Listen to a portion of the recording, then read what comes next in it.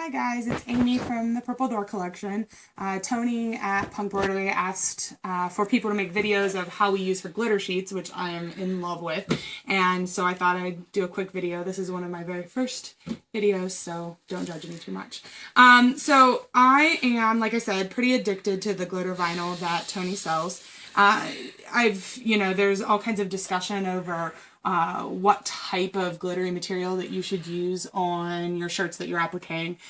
So I went ahead, here's some of my stash. I have quite a lot of the glitter vinyl, but this is just some of it.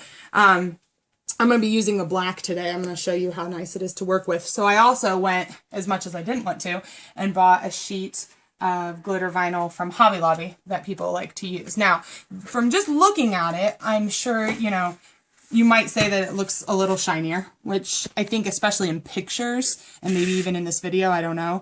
But in reality, I honestly think they're about the same as far as like sparkle is concerned. Thickness, yeah, the Punk Broderie sheets are much thicker because these are upholstery grade vinyl sheets. They cover like booths and restaurants and things like this with these, so they've got to be pretty thick. And the Hobby Lobby ones are very, very, very thin. And some people say that they like the thin ones better. These almost make me think of paper. They actually will rip if you try hard enough, where I don't think that would happen with these. And then the other obvious difference between the two is, you could even hear when I was doing this, the Hobby Lobby ones have like a really sandpapery kind of feel to them. And then the ones from Punk Broderie are like smooth, like butter, everyone is saying. I would much rather, if I was wearing a glittery shirt, wear one that was smoother to the touch, but especially if you're making something for babies, I don't think that you would want them having to feel this. There also I haven't used these too much, but people have said that the glitter comes off every now and then, and I do know that there are people that have said that the glitter accumulates in the bottom of their machine from these, which can't be good. No glitter falls off of this because it's under a nice coat of, clear vinyl, I guess. Okay.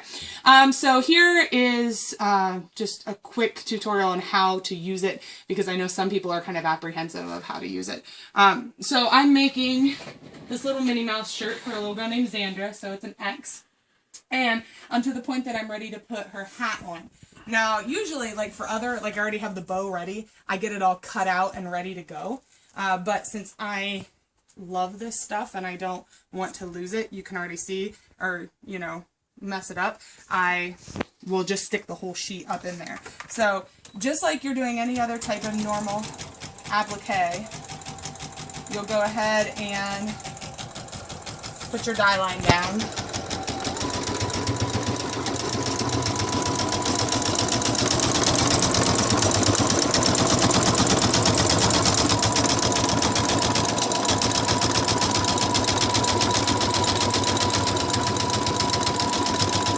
Now, there we go.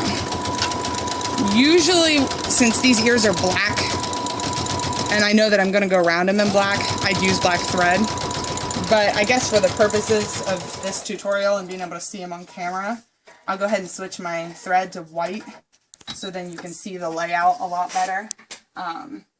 It is, the only thing that's tricky with the glitter vinyl is just making sure that you don't cut your stitches after when you're ready to trim it.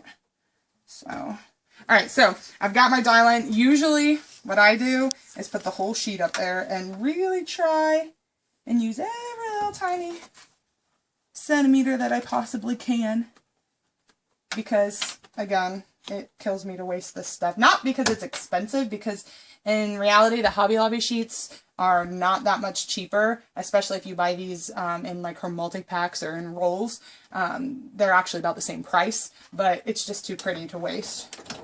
Now, I'm using a ballpoint needle because this is a t-shirt that I'm doing this on. And for the glitter vinyl, you can use whatever you would use for fabric. So this is a t-shirt, so I'm using medium weight cutaway stabilizer and a ballpoint needle, and so that's why I'm using my glitter for my glitter vinyl. If it was a cotton woven material, I would use a sharp needle and tearaway, and I would still use that for the glitter vinyl. So it's really versatile as far as you don't have to use a specific needle or anything for it.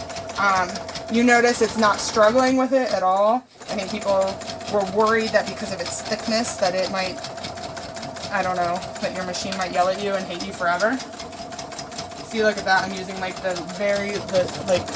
you know, right to the very edge, but that was close, but we're good. Phew! But no, it just goes right through it, no problem at all. And then, as far as cutting is concerned, you just cut it like you usually would. And for an applique like this, I'm going to use my bent scissors and try and get up in there as to not waste any fabric or any glitter vinyl at all, and just get nice and close to the edge.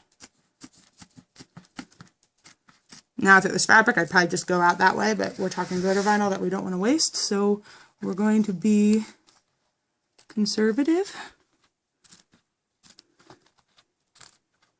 But I mean, it really does cut like butter. It's not, you don't struggle with it, and in fact, like, I have an easier time with it than I do some fabrics. The only struggle I have is having all this leftover right here, and that's just because I chose to do that. If you're not as cheap as me and you want to just cut it out ahead of time, you won't have the issues of that. But now that that's gone, it just cuts right through it.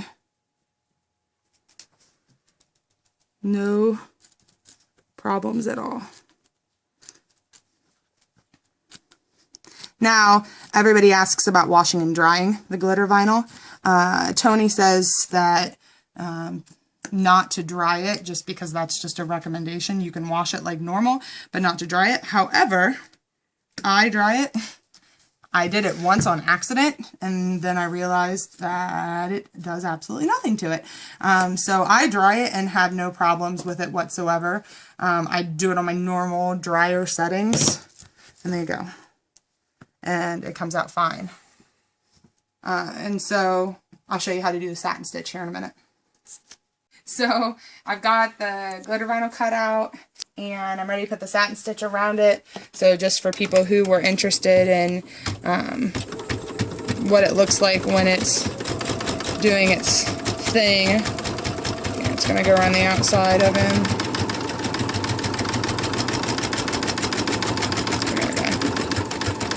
There it goes.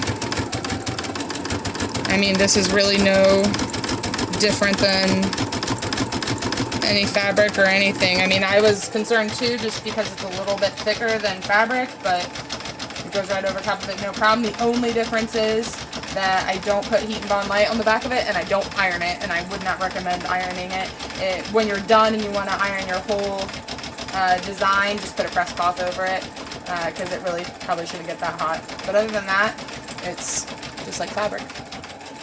Alright, so here it is all done. You can see kind of how shiny it is. Now, if it was this stuff, I mean, it might look a little, oh wait, this stuff, it might look a little shinier on camera, I don't know. Because some of the complaints that people have had about the glitter vinyl from Punk Broidery is that it doesn't photograph because there's definitely a glare to it, which is true. But my thing is it more important for it to photograph well or for it to look good and feel good in person? And, you know, so I think you just got to be a better photographer to not get those glares on it.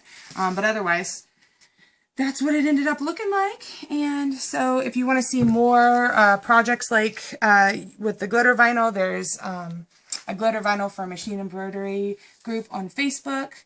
Punk Broidery has both a Facebook page and an Etsy shop. It's Punk Broidery, like embroidery, but without the EM.